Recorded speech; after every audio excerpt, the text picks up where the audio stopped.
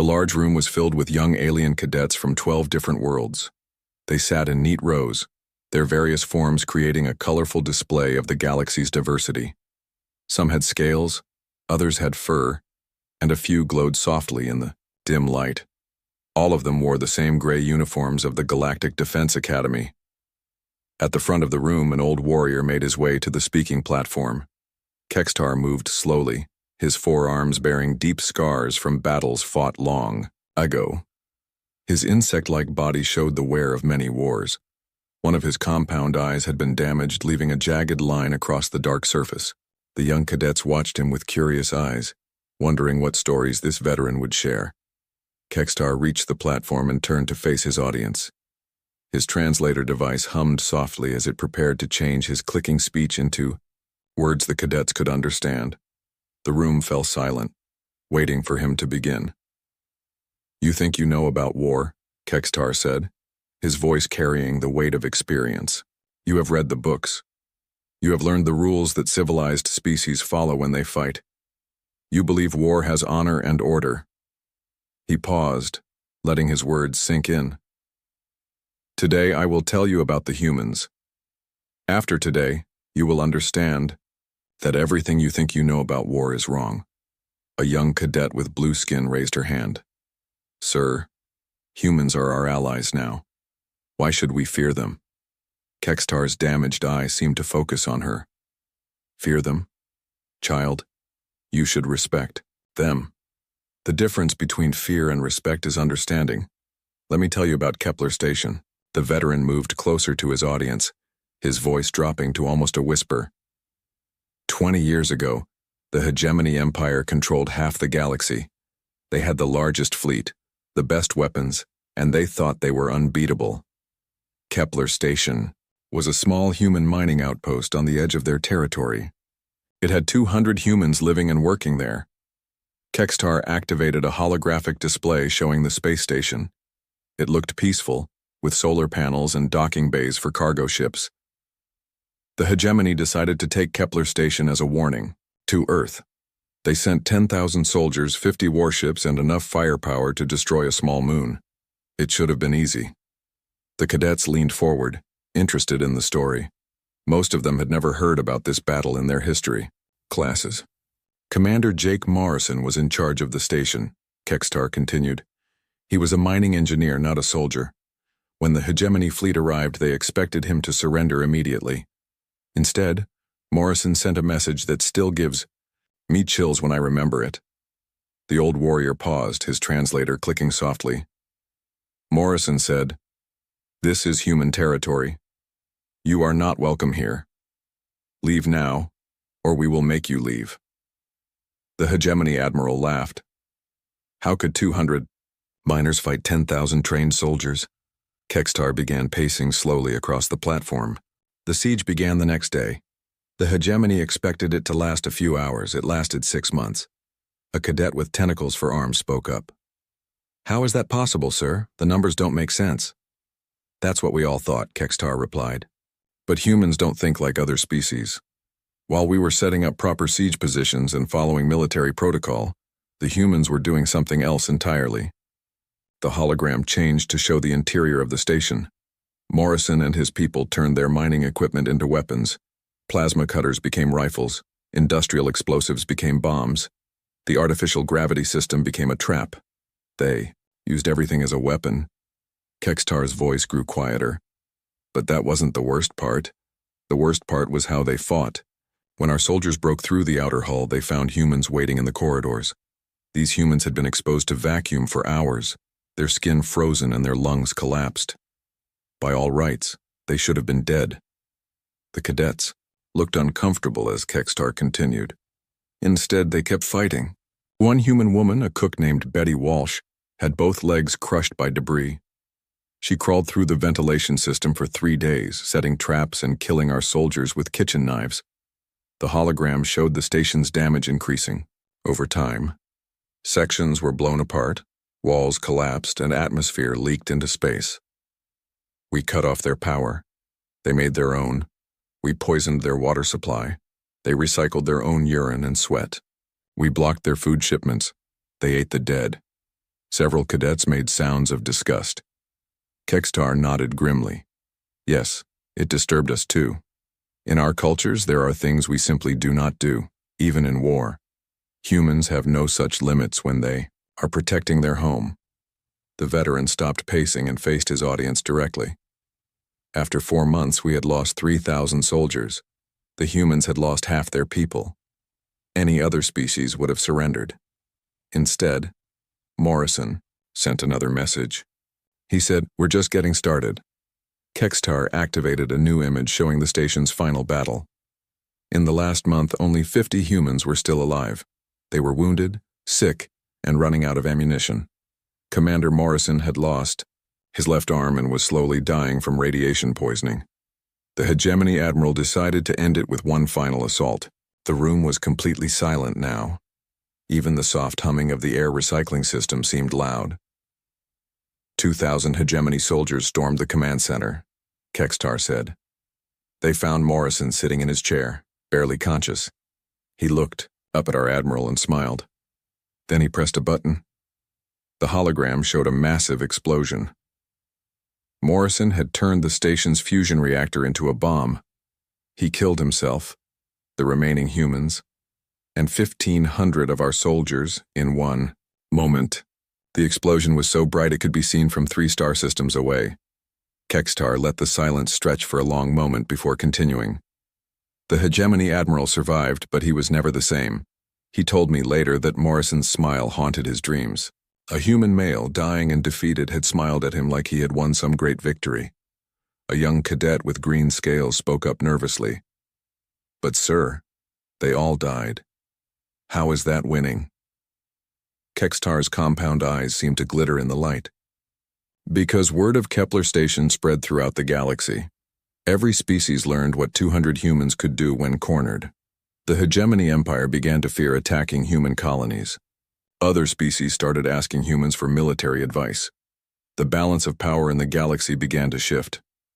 The old warrior moved back to the center of the platform. That is why you must understand humans. They do not fight to win battles. They fight to win wars.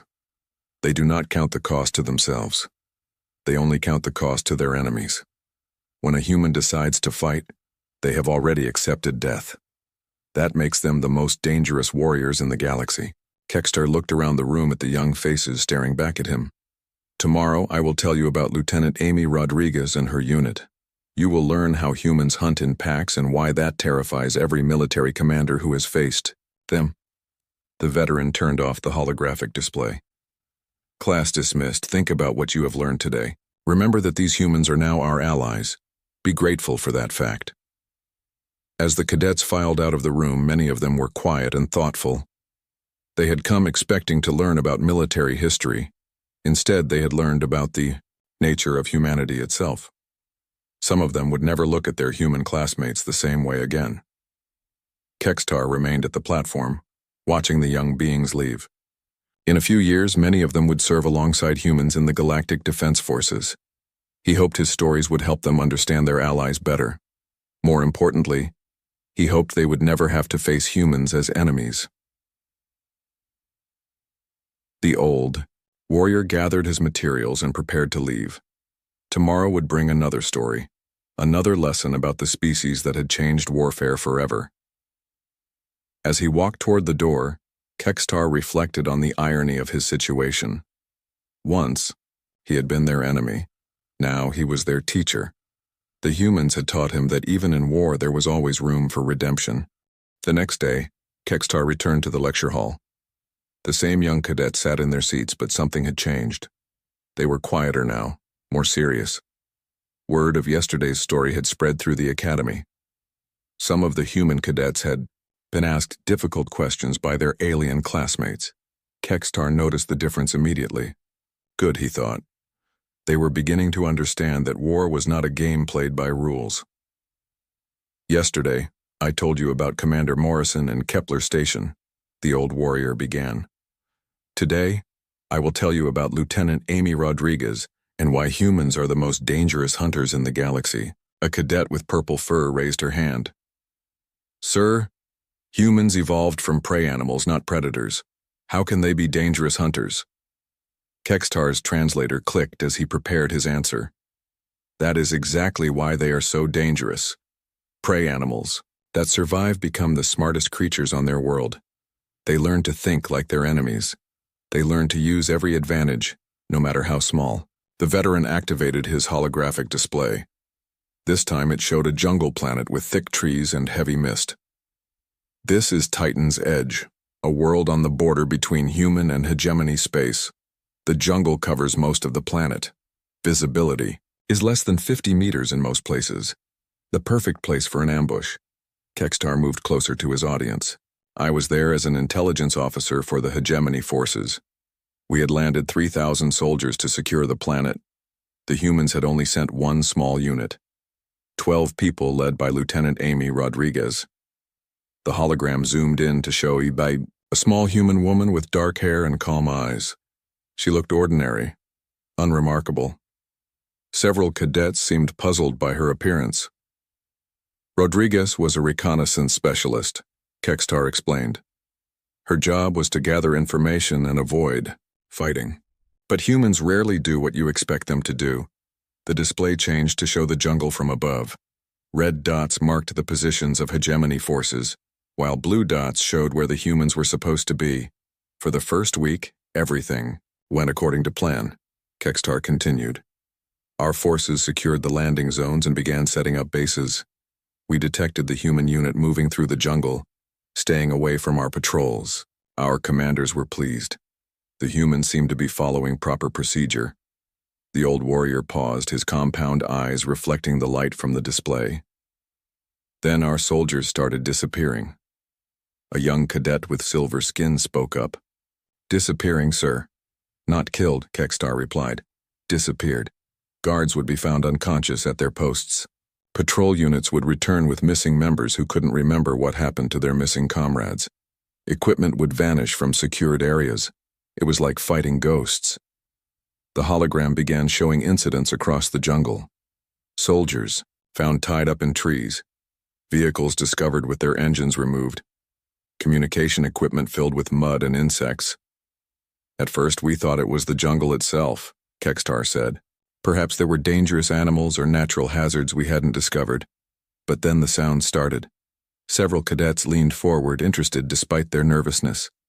Every night, we would hear human children singing lullabies through our communication systems. The songs were sweet and innocent, but hearing them in a combat zone was terrifying. Our soldiers began having trouble sleeping. Some refused to go on patrol after dark. Kekstar's voice grew quieter. Then we found the recordings hidden throughout our camps. Not just children singing, but families talking, people laughing, every day, human conversation. Rodriguez and her team had somehow recorded thousands of hours of normal human life. The display showed small devices hidden in trees, under rocks, and inside equipment. These recordings played at random times, day and night. Our soldiers never knew when they might hear a human baby crying or a woman humming a song. It got inside their heads. A cadet with tentacles asked, "Why was that so effective, sir?" "Because most species in the galaxy are social creatures," Kekstar explained. "We have families, we care for our young, we value life." Hearing those human voices reminded our soldiers that we were fighting people with families, not monsters. It made them hesitate. In combat, hesitation means death. The hologram changed to show a hegemony patrol moving through the jungle. The soldiers looked nervous, constantly checking their surroundings. But the psychological warfare was just the beginning. Kekstar continued. Rodriguez's real talent was understanding how other species think. She studied our patrol patterns and learned our weaknesses. The display zoomed in on one of the missing soldiers. He was tied to a tree, unconscious but unharmed.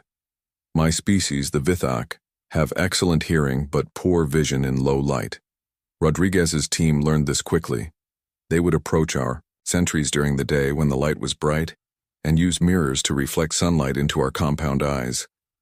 While we were blinded, they would inject us with human sleep medicine. Kekstar pointed to another incident on the display. The Corvin species has a strong sense of smell but becomes disoriented by certain chemical combinations. The humans mixed their own sweat with jungle plants to create a scent that made Corvin's soldiers sick and confused. The old warrior began, pacing across the platform. For each species in our force, Rodriguez found a different weakness.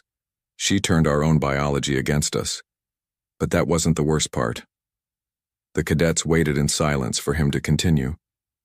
The worst part was how they used our captured soldiers, Kextar said.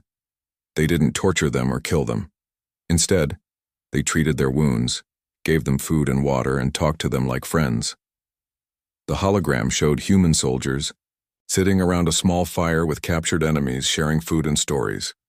Private Danny Cooper, one of Rodriguez's men, spoke 7 different alien languages. He would spend hours talking with prisoners about their homes, their families, their hopes for the future. By the time we rescued our people, many of them no longer wanted to fight. A cadet with blue scales looked confused. "Sir, that sounds like kindness, not warfare." Kextar's damaged eye seemed to focus on her. It was both. Rodriguez understood that the most effective weapon against any thinking being is doubt. She made our soldiers question why they were fighting. She made them see humans as people instead of enemies. The display changed to show the final confrontation. A large group of hegemony soldiers surrounded a small clearing where the 12 humans waited. After 6 weeks, our commanders had enough. They sent 500 soldiers to surround Rodriguez's team. There was no escape. No clever trick that could save 12 humans from 500 enemies. Kextar stopped pacing and faced his audience. Rodriguez knew she was trapped. So she did something that still gives me nightmares. The hologram showed the human lieutenant standing in the center of the clearing, holding a small device. She activated a beacon that called every dangerous predator on the planet to her location, Kextar said. Then she and her team climbed into the trees and waited. The display showed massive creatures emerging from the jungle, things with claws and teeth and poisonous spines, all moving toward the clearing where the humans had been. Our soldiers found themselves surrounded by the planet's most dangerous wildlife. In the chaos that followed, Rodriguez and her team escaped. But not before she left us one final message. Kextar activated an audio recording. A woman's voice spoke calmly in perfect hegemony standard. War is not about being the strongest or having the best weapons. War is about understanding your enemy better than they understand themselves. Humans have been prey for millions of years. We know how predators think because we had to learn or die. Now we are both prey and predator, and that makes us something new. Something you have never faced before. The recording ended, leaving the lecture hall in complete silence. Rodriguez and her 12 soldiers held an entire planet against 3,000 enemies for 2 months, Kextar concluded. Not through superior firepower or advanced technology, but through understanding the psychology of warfare better than anyone else in the galaxy. The old warrior looked around the room at the young faces staring back at him. This is why humans are dangerous allies and terrifying enemies. They don't just fight with weapons. They fight with knowledge, with psychology, with an understanding of what motivates every species they encounter. Kextar turned off the holographic display. Tomorrow I will tell you about Captain Lisa Hayes and the defense of New Detroit. You will learn why wounded humans become more dangerous, not less. As the cadets filed out of the room, many of them looked troubled. They had learned that warfare was not just about tactics and technology. It was about understanding the mind of your enemy and turning their own thoughts against them. Several human cadets remained behind, looking uncomfortable. One of them approached Kextar. "Sir," the young human said, "do you really think we're that scary?" Kextar studied the cadet with his compound eyes. The human looked so young, so innocent, just like Lieutenant Rodriguez had looked in her files. "Scary?" Kextar replied. "No, young one. You are something much more dangerous than scary. You are unpredictable. And in war, unpredictability is the greatest weapon of all." The third day arrived with a heavy atmosphere in the lecture hall. Word of Kextar's stories had spread beyond the academy. Some alien cadets had contacted their families, asking questions about the human wars that their parents preferred not to discuss. The humans in the class seemed quieter, more thoughtful about their own nature. Kextar entered the room and noticed the change immediately. Several seats were empty, Some cadets had requested transfers to other classes, claiming they could not serve alongside humans after hearing these stories. The old warrior felt a familiar sadness. Fear often destroyed understanding before it could grow. Today, I will tell you about Captain Lisa Hayes and the ground war on Arcturus Prime. Kextar began without introduction. This story is harder to tell than the others because I was not just watching this battle. I was part of it. The veteran activated his holographic display, showing a planet covered in gray cities and industrial complexes. Arcturus Prime was humanity's most important manufacturing world. Millions of humans lived there, building ships and weapons for their growing fleet. The hegemony decided that destroying this world would cripple human military production. Young cadet with golden scales raised her hand. "Sir, if you were fighting against the humans, how did you survive to tell us this story?" Kextar's compound eyes focused on her. "That is a very good question. The answer will become clear as I tell you what happened." The display zoomed in on a city called New Detroit. Tall buildings stretched toward the sky, connected by bridges and transport tubes. I was a battalion commander in the hegemony ground forces. We landed 50,000 soldiers to capture the industrial centers. The humans had only 10,000 defenders, mostly factory workers with basic military training. The hologram showed soldiers in heavy armor landing near the city. Captain Lisa Hayes commanded the human defense. She was a logistics officer, someone who normally organized supply shipments and equipment repairs. Not a combat soldier. Kextar paused, his translator clicking softly. The first day of fighting went exactly as our generals expected. Our superior numbers and heavy weapons pushed the human defenders back. By evening, we controlled half the city. Our casualties were light. Victory seemed certain. The display showed the progression of the battle, with red areas marking hegemony control spreading across the city map.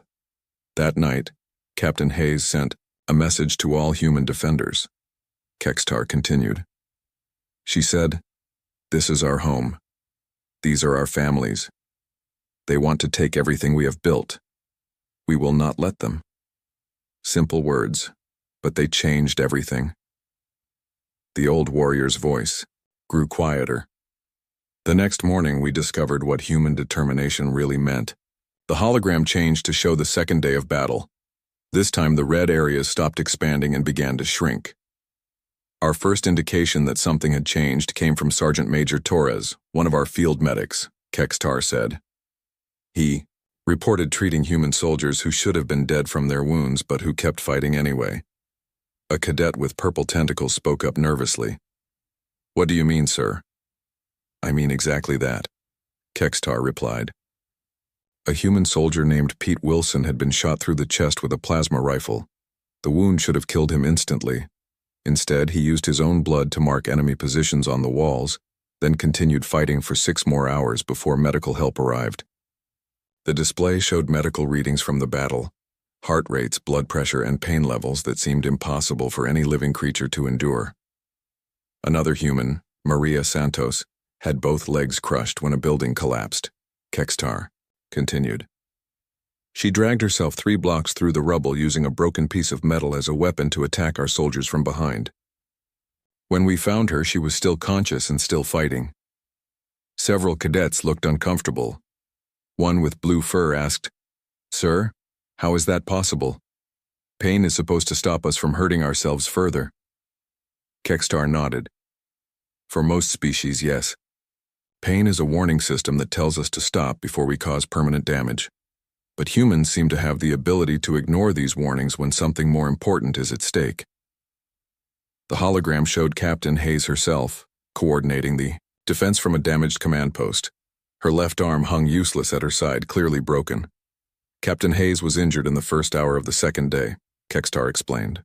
A plasma blast severed the nerves in her arm and caused severe burns across her shoulder. Any other species would have been incapacitated by the pain. The display showed Hayes continuing to give orders, using her good arm to operate communication equipment, while medics tried to treat her wounds. She refused medical evacuation, Kextar said.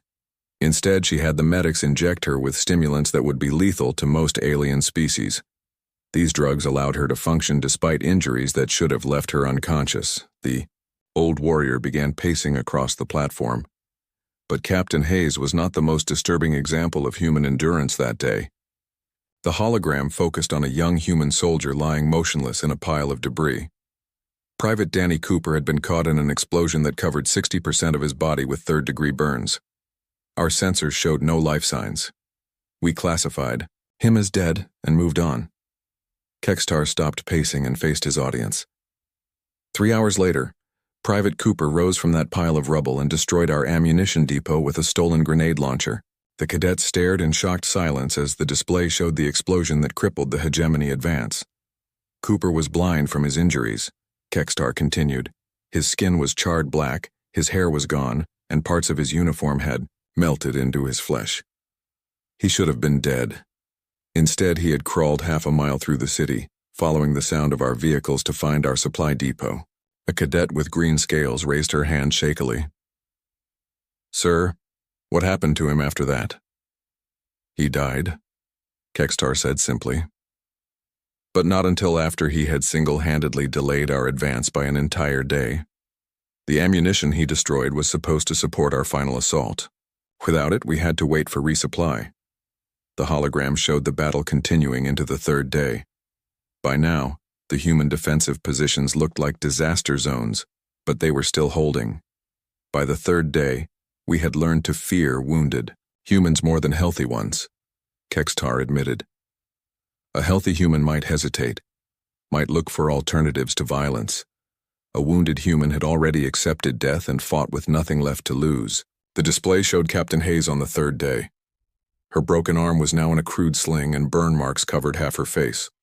But her eyes were still alert, still determined. "That was when I made the decision that saved my life," Kekstar said. "I walked into the human command post under a flag of truce and asked to speak with Captain Hayes." The cadets leaned forward, surprised by this development. "I told her that my soldiers were too afraid to continue fighting," Kekstar explained.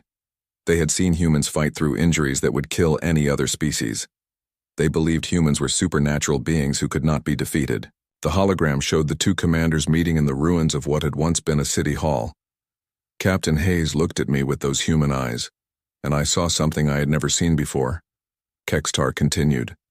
Not hatred, not anger, but sadness. She was sad that we had forced her people to become something they didn't want to be. The old warrior's voice grew softer. She told me, "We don't enjoy being monsters. We become monsters because sometimes that's the only way to protect what we love. If you stop trying to take our home, we can stop being monsters." The display showed hegemony forces withdrawing from the planet. "I ordered my troops to retreat that day," Kekstar said. "Not because we were militarily defeated, but because we finally understood what we were fighting. Humans don't just endure pain and injury.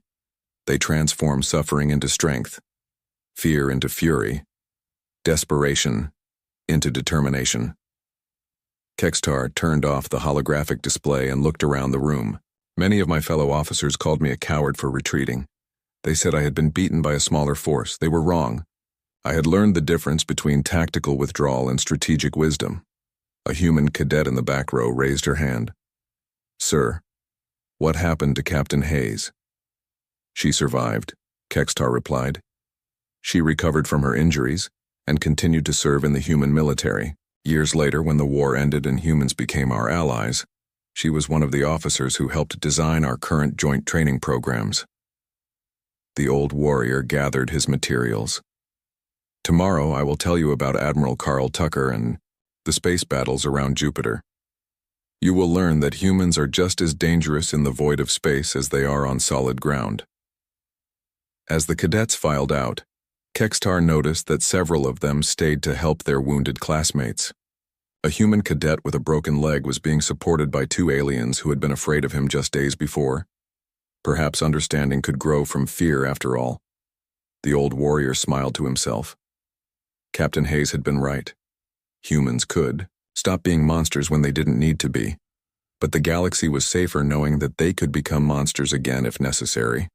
On the fourth day, Kekstar noticed that more cadets had returned to his class. Word had spread not just about the frightening stories, but about the deeper lessons they contained. Some students who had left were now back, sitting quietly and listening with new understanding. The old warrior also noticed something else. Human and alien cadets were sitting together now, talking quietly before class began. Yesterday's story about Captain Hayes had shown them that humans became monsters only when they needed to protect something precious. This seemed to make the aliens less afraid and the humans less ashamed. Today I will tell you about Admiral Carl Tucker and the battles in space around Jupiter, Kekstar began.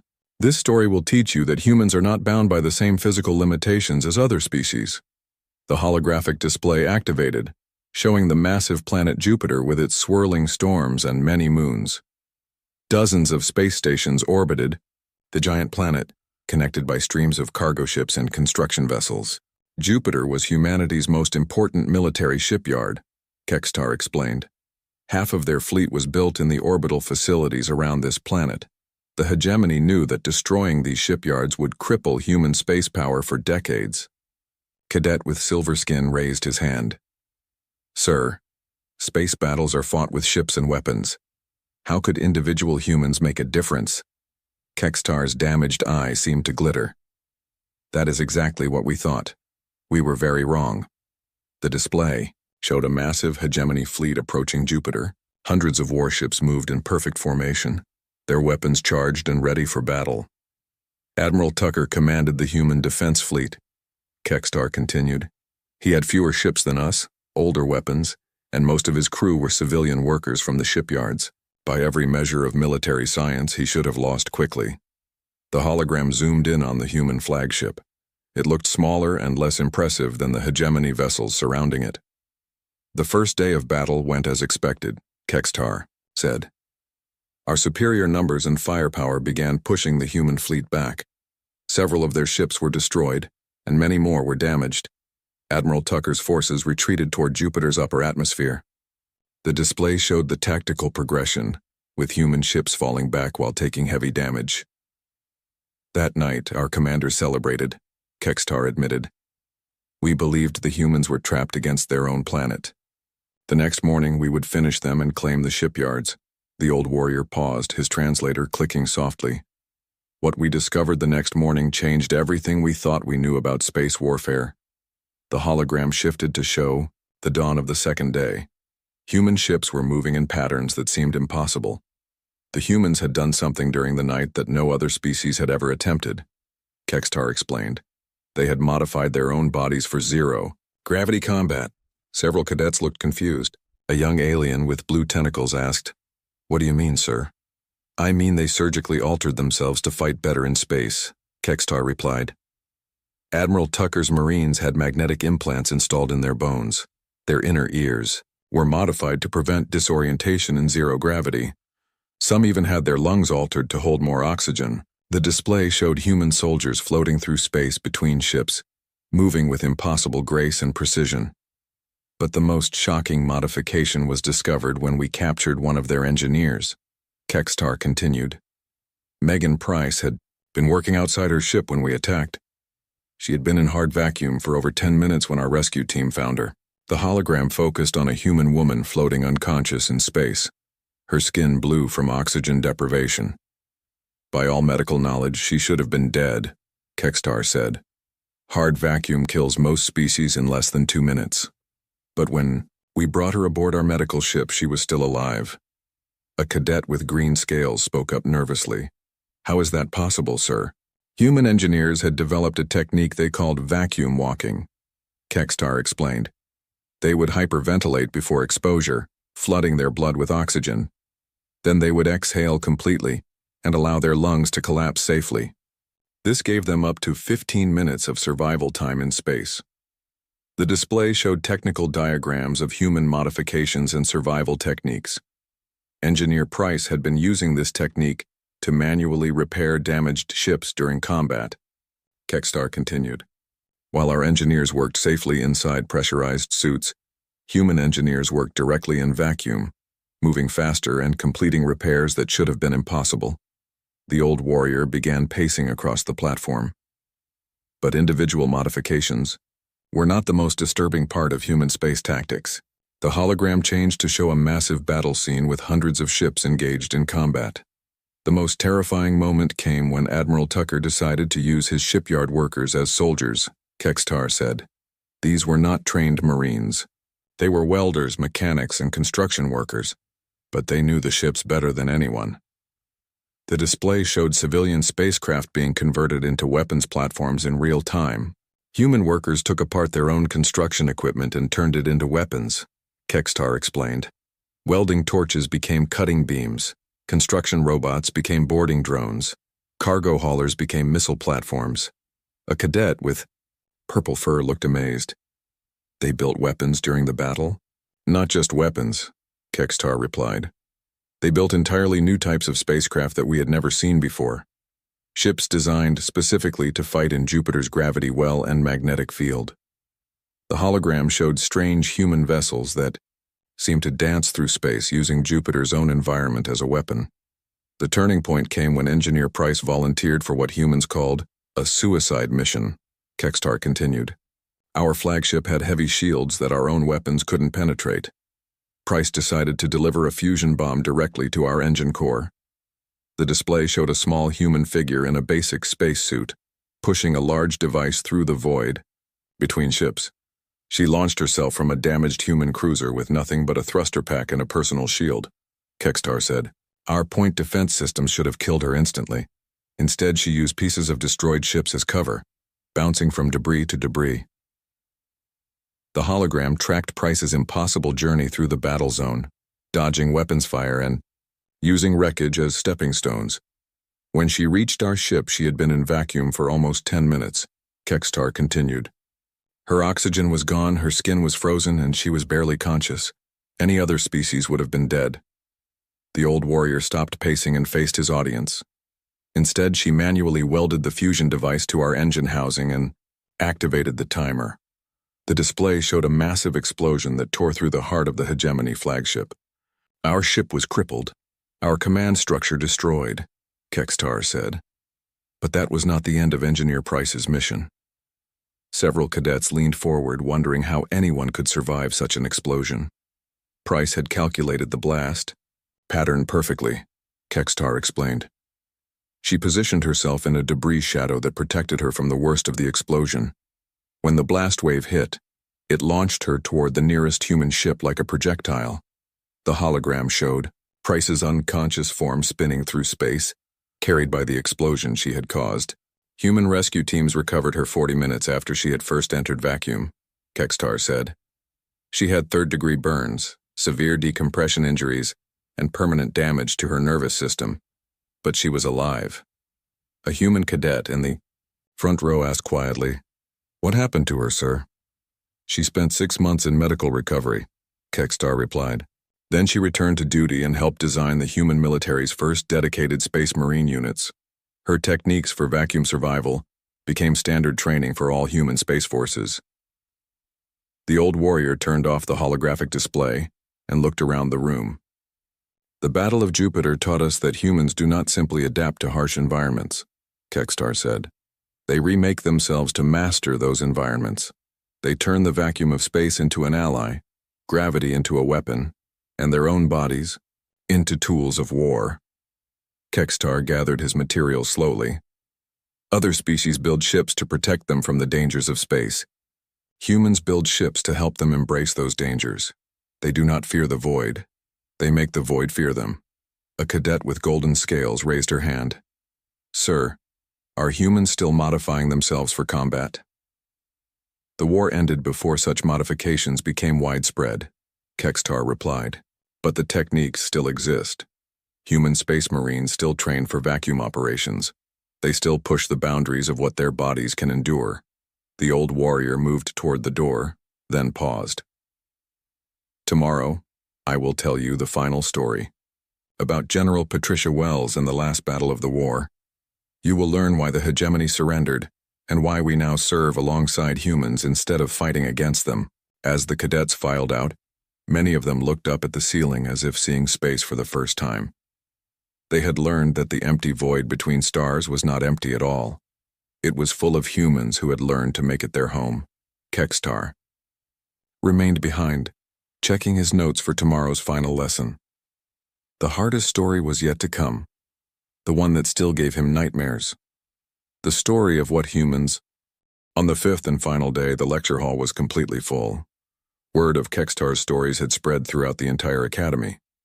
Cadets from other classes had come to hear the final tale. Even some instructors sat in the back rows, listening, quietly, to stories they had never heard before. Kekstar entered the room and saw the crowd waiting for him. His old wounds ached more than usual today. The final story was always the hardest to tell, because it revealed the true cost of human victory. It showed what humans were willing to sacrifice when everything they loved was threatened. Today I will tell you about General Patricia Wells in the last battle of the war, Kekstar began, his voice quieter than usual. This story will show you why the hegemony surrendered and why we now fight alongside humans instead of against them. The holographic display activated, showing Earth's solar system. The blue planet hung peacefully in space, surrounded by its silver moon and the busy traffic of human civilization. By the final year of the war, the hegemony empire was desperate, Kekstar explained. Human tactics had spread throughout the galaxy. Other species were learning to fight like humans. Our military advantage was disappearing. The display zoomed out to show massive fleets gathering at the edge of the solar system. Thousands of hegemony ships surrounded Earth like a swarm of angry insects. The High Command decided to end the war with one decisive strike, Kekstar continued. They gathered every remaining ship, every soldier, every weapon in the Empire. The plan was simple: destroy Earth and break human morale forever. A cadet with blue scales raised her hand. Sir, how many ships did the hegemony have? 12,000 warships, Kekstar replied. The largest fleet ever assembled in galactic history. The humans had perhaps 3,000 ships to defend their home system. The hologram showed the tactical situation. Human forces were scattered throughout the solar system, vastly outnumbered by the approaching enemy fleet. General Patricia Wells commanded the human defense, Kekstar said. She was Earth's most experienced military leader, a woman who had fought in every major battle of the war, but even she knew that conventional tactics could not save Earth. The display focused on a middle-aged human woman with gray hair and tired eyes. She looked like someone who had seen too much war and carried too much responsibility. For 3 days, the human fleet fought desperately to stop our advance, Kekstar continued. They used every trick, every tactic they had learned during the war, but the numbers were too great. Slowly, our forces pushed closer to Earth. The hologram showed the running battle, with human ships falling back toward their home planet while taking heavy casualties. On the 4th day, General Wells made a decision that still haunts my dreams, Kekstar said, his voice barely above a whisper. She decided to use Earth's moon as a weapon. Several cadets gasped. A young alien with tentacles asked, Sir, what do you mean? I mean exactly that, Kekstar replied. General Wells ordered the installation of massive fusion engines on the moon's surface. Her plan was to launch Earth's moon at our fleet like a giant projectile. The display showed the technical details of the plan.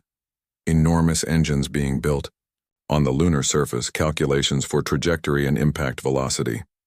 The moon had 50 million human colonists living on it, Kekstar explained. Research stations, mining operations, entire cities built inside the craters and caves. It was humanity's first major colony beyond Earth. A human cadet in the front row looked horrified. Sir, what happened to all those people? Kekstar's compound. Eyes reflected the light from the display. General Wells gave the evacuation order immediately. Every available ship was sent to evacuate the lunar colonies, but there were only enough ships to save half the population. The hologram showed the frantic evacuation efforts, thousands of ships moving back and forth between Earth and the moon, carrying as many people as possible. 25 million people could be saved, Kekstar continued. 25 million would have to stay behind to operate the engines and guide the moon's trajectory. Without them, the weapon would miss our fleet and accomplish nothing. The old warrior began pacing slowly across the platform. This is when I learned what human sacrifice truly meant. The display showed volunteers lining up at military recruitment centers on the moon. Not just soldiers, but civilians, families, children old enough to work the controls. Colonel Ryan Mitchell volunteered to lead the lunar garrison, Kekstar said. He was 45 years old, had 3 children and a wife waiting for him on Earth. When asked why he volunteered, he said, "Someone has to stay.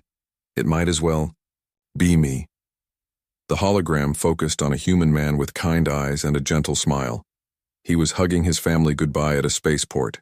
20,000 other humans made the same choice, Kekstar continued. Teachers, engineers, doctors, farmers. People who could have escaped but chose to stay and die for their species. A cadet with purple fur asked shakily, "Sir, how could they make such a choice?" "Because they understood something that most species do not," Kekstar replied. "Sometimes, the only way to save what you love is to sacrifice everything you have." The display showed the final preparations. Human families saying goodbye knowing they would never see each other again. "I was aboard the Hegemony flagship when our sensors detected what the humans were doing," Kekstar said. Our admiral laughed. He said humans were so desperate they were willing to destroy their own moon. He thought it proved we had already won. The hologram showed the massive Hegemony fleet continuing its advance toward Earth, ignoring the activity on the moon. Then the engines fired, Kekstar said simply. The display showed Earth's moon beginning to move, slowly at first, then faster as the fusion engines reached full power. "It took 6 hours for the moon to reach our fleet," Kekstar continued. 6 hours during which 25 million humans worked together to guide their home toward our ships. They sent messages to Earth during those final hours. The old warrior stopped pacing and faced his audience. Colonel Mitchell's final transmission was broadcast to the entire human fleet. He said, "Tell our children that we were not afraid. Tell them we chose this freely. Tell them that love is stronger than death." Several cadets were crying now, both human and alien. The emotional weight of the story was overwhelming. "The moon struck our fleet at 1/10 the speed of light," Kekstar said. The impact destroyed 8,000 ships instantly. The debris field eliminated another 3,000. In one moment, 11,000 years of hegemony naval power was erased. The hologram showed the incredible destruction. Where once there had been the largest fleet in galactic history, now there was only expanding debris and radiation. "I survived because my ship was on the edge of the formation," Kekstar explained. "We were damaged but intact." As we watched the destruction, our admiral received a message from General Wells. The display showed the human general's face streaked with tears but determined. She said, "The moon you just saw die was home to 50 million of our people. 25 million of them chose to die rather than let you destroy Earth. This is what human love looks like. This is what human sacrifice means. Do you want to see what we will do next?" Kekstar's voice broke slightly as he continued. Our admiral looked at the destruction around him and realized he was not fighting an enemy. He was fighting an idea. The idea that some things are worth any price, any sacrifice, any loss. The hologram showed hegemony ships powering down their weapons and transmitting surrender signals. "The war ended that day," Kekstar said. "Not because we could not continue fighting, but because we finally understood what we were fighting against. We were fighting a species that would sacrifice their own moon, their own people, their own history to protect what they loved." The old warrior turned off the display and looked around the room at the silent cadets. "General Wells could have used Earth itself as a weapon," Kekstar continued. "She could have destroyed our entire fleet and every planet in the hegemony empire. Instead, she chose to sacrifice only what was necessary to end the war. She retired from military service immediately after the war," Kekstar replied. "She spent the rest of her life working to help war refugees, both human and alien. She said she had seen enough death and wanted to spend her remaining years preserving life." Kekstar gathered his material slowly. "This is why humans are our allies now instead of our enemies. Not because we fear their weapons or their tactics, but because we understand their hearts. They fight not for conquest or glory, but for love." The old warrior moved toward the door, then paused. "You are the future defenders of this galaxy. Some of you will serve alongside humans. Some of you will lead them. All of you must understand what you have learned here. He looked around the room one final time. Humans are not monsters. They are not supernatural beings. They are people who love so deeply that they will become anything, sacrifice anything, endure anything to protect what matters to them. Kekstar walked toward the exit, his 4 legs carrying him slowly but steadily. The galaxy is safer because humans fight for it, but more importantly, the galaxy is better because humans love it. As the old warrior left the lecture hall, the cadets sat in complete silence. They had learned about tactics and weapons, about psychology and sacrifice, but most importantly, they had learned about the power of love to